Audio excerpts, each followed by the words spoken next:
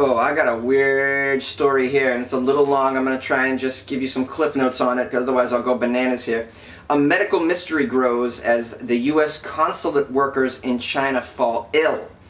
Okay, and now they think it might be, it's kind of a mystery, but they think it might be related to sound of some sort, because these people are getting ill and they're hearing strange noises in their mind. A crisis over a mysterious ailment sickening American diplomats and their families. It actually began in Cuba. These families of diplomats and diplomats themselves getting ill in Cuba. They were hearing reports of hearing strange sounds in their minds, and they had to be, some of them just, sort of removed from Cuba. We're having the same situation in China apparently, and diplomats and their families are being sent home with this illness.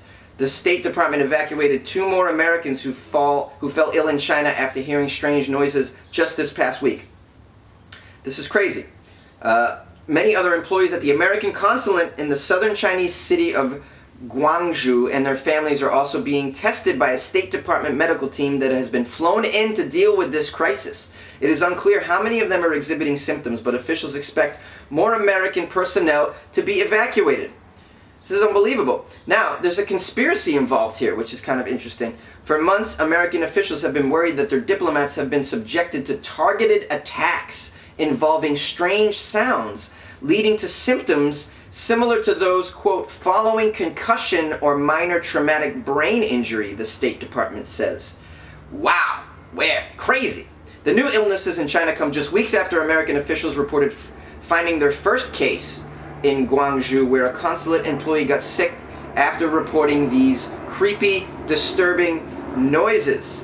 Now, the illnesses in China have broadened a medical mystery that started in 2016 when American embassy employees and their family members began falling ill in Havana, Cuba.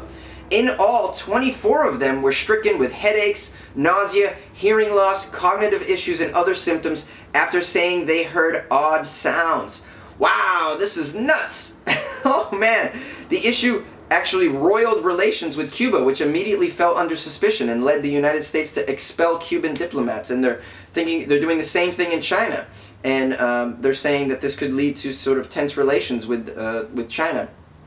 This is unbelievable, unbelievable. Now here's the other kicker is so the diplomats, they have a consulate in these countries, and the consulate itself is not where they're hearing these sounds. It's at the apartments that they live in outside of the consulate. Now the consulate that they work in these countries have been in many times bulletproof, soundproof. They want to make it so that people can't spy on them, so it's kind of a safe place in general. But what's happening is they're hearing these noises and they're getting ill in their apartments, in their homes in those countries. They don't obviously live at the consulate, center. They have an apartment.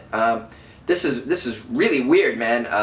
And I'll keep covering this the more that the more information comes out of this. But these families, the rest of the article goes into some of the things that the families are reporting.